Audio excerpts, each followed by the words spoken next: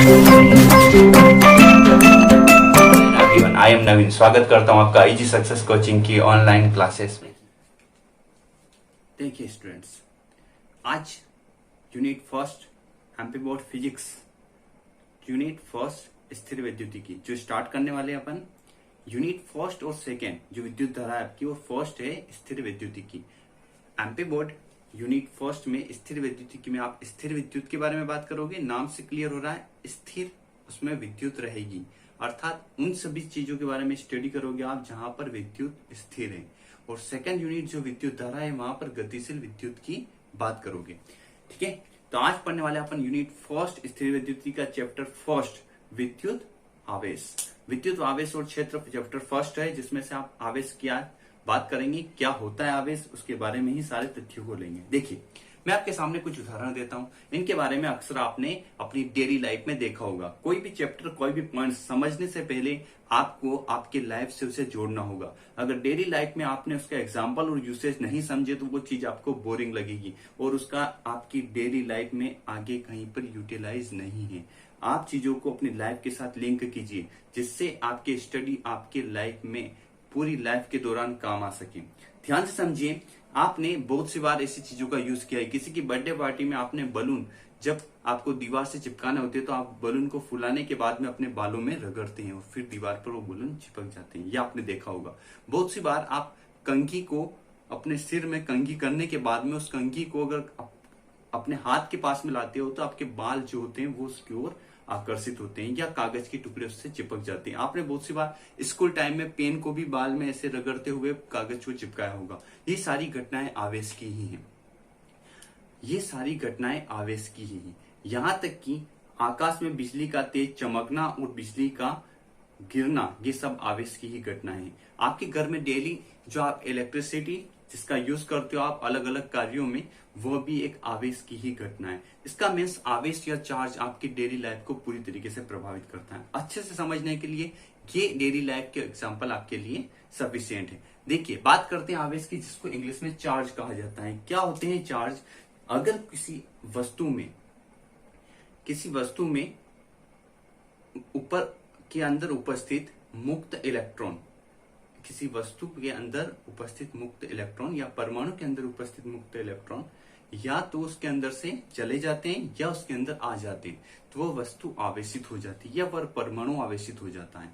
देखिए, इसको समझने के लिए इसकी एक प्राचीन घटना की बात करते हैं। जब आवेश का आविष्कार हुआ था तो एक वैज्ञानिक थे थेल्स। ये 600 ईसा पूर्व के पहले की घटना है। वैज्ञानिक का नाम है थेल्स। इन्होंने अंबर की एक छड़ को फोर्स से रगड़ा, ठीक है, और उस अंबर की छड़ को जब वो कागज के टुकड़ों के पास में ले गए तो कागज के टुकड़े उसकी ओर आकर्षित होने लगे। तो जब ये टुकड़े आकर्षित हो रहे थे, चिपक रहे थे उस छड़ के साथ, तो उन्होंने देखा कि इसके अंदर कोई ऐसी चीज है जिसके कारण ये आवेशित हो रहे हैं। इसका मीन्स उसके अंदर क्या है, आवेश उत्पन्न हो चुका है अंबर की छड़ के अंदर। देखिए, उस घटना से अपन कुछ चीजें रिलेट करने वाले हैं, ध्यान से समझिएगा। अंबर की छड़ को यूनानी भाषा में कहा जाता है इलेक्ट्रॉन, और वही इलेक्ट्रॉन से जन्म हुआ इलेक्ट्रिसिटी का, जिसको आप विद्युत कहते हो। तो ये वर्ड जो होता है वो वहीं से आया। और आपको समझ में कहां से आया? अंबर की छड़ से। देखिए, आगे की बात करते हैं। धीरे धीरे उसके ऊपर अपडेट होते रहे और रिसर्च होती रही और आवेश को बहुत अच्छे से आगे समझा गया। अगर ऐसी किसी और छड़ को, जैसे अगर एनोबाइट की बात करें, कागज की बात करें, इनकी छड़ों को भी अगर आप किसी और चीज से, जैसे रेशम हो गया, ऊन हो गया, इनके साथ रगड़ते हो तो उनमें एक आवेश उत्पन्न होता है, जो किसी हल्की चीज जैसे कागज के टुकड़े हुए, आपके हाथ के बाल हुए, इनको आकर्षित अपनी ओर करने लगता है। ये आवेश के ही कारण होता है। चलिए बात करते हैं आवेश। तो आवेश जिसको चार्ज कह रहे हैं, ये एक प्रकार की अदिश राशि है। मतलब इसमें दिशा मायने नहीं रखती, केवल परिमाण मायने रखता है। इसकी एसआई यूनिट की बात करूं तो इसकी एसआई यूनिट कूलाम होती है और इसका विमी सूत्र AT होता है। अगर E, ये E क्या है फिर? देखिए, आवेश की आपने यूनिट, एसआई यूनिट तो कहा कूलाम है, ठीक है, एसआई मात्रक उसका कूलाम है। पर अगर उसके न्यूनतम मान की बात करें या छोटी इकाई की बात करें, न्यूनतम इकाई की बात करें, तो वह क्या होगी? E, जिसको आप इलेक्ट्रॉनिक या इलेक्ट्रिसिटी आवेश भी कहते हैं। क्या कहते हैं? इलेक्ट्रिसिटी आवेश। तो इलेक्ट्रिसिटी आवेश मतलब विद्युत आवेश, अर्थात E, जिसे आप डिनोट करते हो 1.6 इंटू 10⁻⁻19 कूलम। तो यह एक सबसे न्यूनतम आवेश हुआ। आपको अगर एग्जाम में पूछा जाए कि सबसे छोटा आवेश कौन सा होगा, न्यूनतम मान क्या हो सकता है आवेश का, तो 1.6 इंटू 10⁻19 यह सबसे छोटा मान है आवेश का। ठीक है, क्लियर। तो ये सबसे छोटा मान है, जिसको ई से डिनोट करते हैं और ई को अपन कह रहे हैं क्या, क्या, इलेक्ट्रिसिटी, बताया हमने, इलेक्ट्रिसिटी आवेश। तो इसी ई को इलेक्ट्रिसिटी आवेश कहते हैं, जिसको 1.6 10⁻19 कूलम से अपन नोट कर रहे हैं। ठीक है, क्लियर। चलिए आवेश से रिलेट करने वाली कुछ पॉइंट्स को समझ लीजिए। अगर डेफिनेशन आपको एग्जाम में लिखनी हो तो डेफिनेशन आप नोट कर लीजिए। आवेश किसी वस्तु की वह मूलभूत इकाई, किसी वस्तु की वह मूलभूत इकाई या वह मूलभूत गुणधर्म जिससे उसमें वैद्युत और चुंबकीय गुण उत्पन्न होते हैं, वह आपका आवेश कहलाएगा। ठीक है, तो देखिए आवेश के कारण उसमें वैद्युत या चुंबकीय गुण उत्पन्न हो रहे हैं किसी भी वस्तु में, यही आवेश होता है। और यह आवेश दो प्रकार से होते हैं, धनात्मक आवेश और ऋणात्मक आवेश। अब ये धनात्मक और ऋणात्मक कहां से आए, बात करते हैं। देखिए समझिए, मैंने आपको अभी बताया आवेश कैसे है। अगर उस वस्तु में देखिए, ये है सोडियम Na, ठीक है, और इसमें आपको पता है इसके अंदर इलेक्ट्रॉन की संख्या होती है 11। कितनी होती है, 11। अगर मैं इसमें से एक इलेक्ट्रॉन निकाल दूं, मतलब एक इलेक्ट्रॉन निकाल देते, तो इसमें इलेक्ट्रॉन कितने बचेंगे, 10। जब इसके अंदर 10 इलेक्ट्रॉन बचेंगे तो ये हो जाएगा Na+। क्या बन जाएगा Na+। ऐसा क्यों हुआ, क्योंकि इसमें से एक इलेक्ट्रॉन जो आपने बाहर निकाला है, जो इस प्रकार से जो एक इलेक्ट्रॉन बाहर निकल चुका है, ये एक इलेक्ट्रॉन बाहर आया तो इसके ऊपर प्लस चार्ज हो गया और अब कितने इलेक्ट्रॉन बच गए, 10। तो इस प्रकार से प्लस चार्ज हुआ, मतलब ये एक धनात्मक आवेश से एक पॉजिटिव चार्ज है। सोडियम के ऊपर +1 दिख रहा है आपको। अगर 2 इलेक्ट्रॉन जाते तो यहाँ +2 होता। आ रहा है आपको समझ में। तो ये एक तरीके से धनात्मक आवेश हुआ। ठीक है, अब देखिए ऋणात्मक आवेश कैसे। अगर मैं बात करूं क्लोरीन की, ठीक है, तो क्लोरीन के अंदर कितने होते हैं,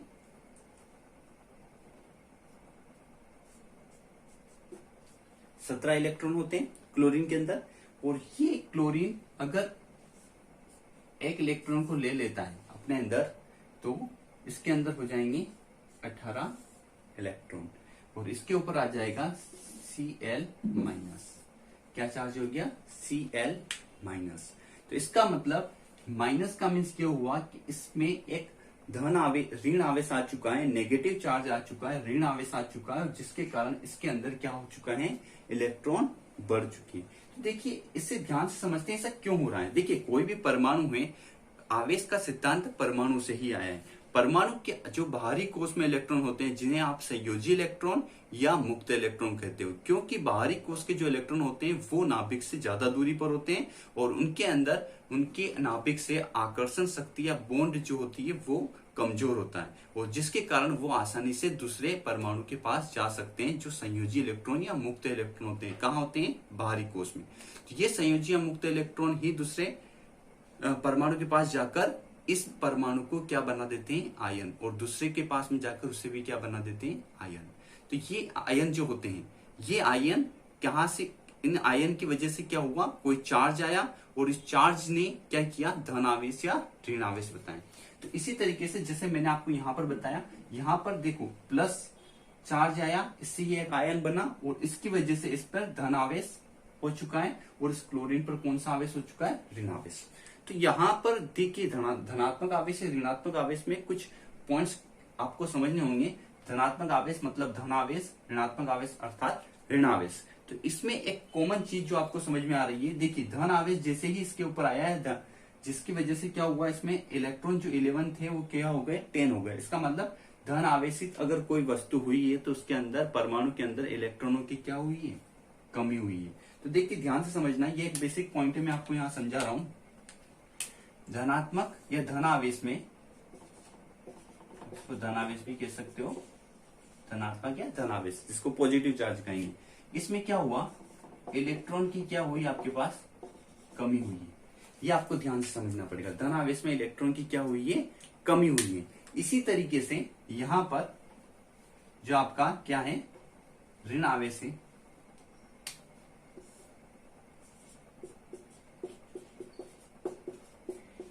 यहाँ पर क्या हुआ है, देखिए ऋण आवेश में 17 थे, क्या हो चुके हैं 18, क्योंकि इसने एक इलेक्ट्रॉन लिया है। तो इलेक्ट्रॉन की क्या हुई है, इलेक्ट्रॉन की यहाँ पर हुई है वृद्धि। ठीक है, तो आइए बखूबी समझ लेना है आपको। धनावेश अर्थात इलेक्ट्रॉन की कमी हुई है, उसके ऊपर पॉजिटिव चार्ज गया है, मतलब धनावेश गया है। ऋण आवेश में इलेक्ट्रॉन की वृद्धि हुई है, इसीलिए उसके ऊपर ऋण आवेश हुआ है।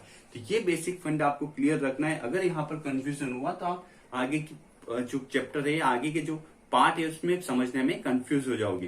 तो आपको ये समझ में आया, आयन जो ये आवेश जो आते हैं, ये आवेश मुक्त इलेक्ट्रॉनों की वजह से हुए हैं, और मुक्त इलेक्ट्रॉनों की वजह से पॉजिटिव या नेगेटिव अर्थात धनावेश और ऋण आवेश यहां पर आते हैं। क्लियर।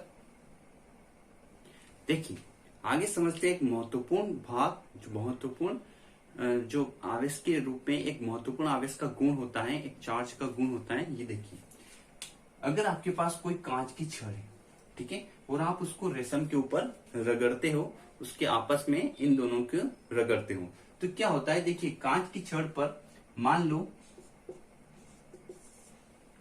5 धन आवेश आए। क्या है, 5 धन आवेश। तो उसकी वजह से रेशम की छड़ पर क्या होगा, 5 ऋण आवेश आ चुके होंगे। और आपको समझ में, मान लो इसके ऊपर ऐसे 5 ऐसे चार्ज आए जो कौन से हैं, धन आवेश हैं। ठीक है, तो उस समय जब आपने इस कांच को रेशम के ऊपर कांच की छड़ को रगड़ा, तो उस टाइम पर इसके ऊपर कितने चार्ज, उतने ही चार्ज क्या आ चुके होंगे, ऋण आवेश आ चुके होंगे। इसका अर्थ ये है कि जब आपने इन दोनों को आपस में रगड़ा तो उसके ऊपर पॉजिटिव चार्ज गए, तो दूसरी चीज पर क्या रह जाएंगे, उसी मात्रा में नेगेटिव चार्ज रह जाएंगे, क्योंकि यह आवेश संरक्षण नियम का पालन करता है। यहाँ पर आवेश का संरक्षण रहता है, आवेश कभी भी खत्म नहीं होते हैं, न ही उत्पन्न किए जा सकते हैं, सिर्फ क्या होते हैं, एक वस्तु से दूसरे वस्तु में स्थानांतरित होते हैं। तो आवेश हमेशा सुरक्षित रहते हैं, यह खत्म नहीं होते हैं। यही होगा आवेश संरक्षण का नियम। और इस नियम के अकॉर्डिंग आपको एक पॉइंट समझना होगा बखूबी, देखिए ध्यान से। अगर ये 2 वस्तुएं हैं, ठीक है, और इसके अंदर 5 ई चार्ज है आपका, और इसके अंदर मान लो -4 ई चार्ज है। ठीक है, इसके अंदर कितना का आवेश है, 5 ई, और इसके अंदर है 4 ई।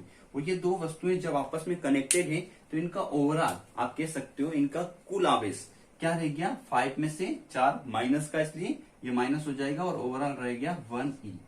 ये इसके अंदर कुल चार्ज रहा। ठीक है, ये समझना। अब क्योंकि यह जो आवेश होता है, ये आवेश संरक्षण के नियम का पालन करता है, इसके अंदर जो टोटल एनर्जी है वो सेव रहेगी। और इसी जो एक आपके पास सिस्टम, या कह सकते हैं एक वस्तु है जिसके अंदर 2 वस्तुएं कनेक्टेड है, इसी वस्तु में आपने कुछ कमी ज्यादा करके या किसी वजह से इसमें आवेश इधर उधर स्थानांतरित हुए, तो जिसकी वजह से ये कुछ इस रूप में बनने लगा। और यहां पर होगा इसके मान लो 4 ई, ठीक है, जो पॉजिटिव थे 4 ई, और इधर आपको पता नहीं क्या हो सकते हैं। तो आप बता सकते हो, क्योंकि आवेश संरक्षण का नियम क्या बोलता है, law of conservation of charge.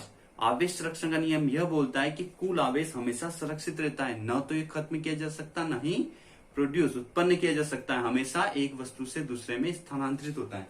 तो इस वस्तु का टोटल जो कुल आवेश था वो 1 ई था, +1 ई था। तो इसमें आवेश क्या रहेगा, देखिए 4 ई है, और आपको ओवरऑल +1 ई चाहिए, तो यहां पर आप क्या लिख सकते हो, -3 ई। ठीक है, इसका क्या हो जाएगा, -3 ई। तो इससे आपको समझ में आ रहा है, ओवरऑल यहां पर क्या हो गया, वापस से +1 ई। देखिए वही आ गया +1 ई। तो इसका मीन्स ये है कि ओवरऑल चार्ज वही रहेगा, चाहे उसके अंदर कुछ चेंजेस हुए हैं। देखिए अब ध्यान से समझिए, यहाँ पर पॉजिटिव में 5 ई था, यहाँ पर नेगेटिव में -4, और यहाँ पर क्या हुआ, एक कम हुआ यहाँ पर, तो यहाँ पर भी एक चार्ज कम हो गया थी। वही बात बताई थी मैंने आपको पहले भी। यहाँ पर देखिए, जितने इधर उतने ही इधर, अगर दोनों में कम हुए तो दोनों में कम हो जाएंगे, दोनों में बढ़े तो दोनों में बढ़ जाएंगे। तो यही आवेश संरक्षण का नियम है। क्लियर।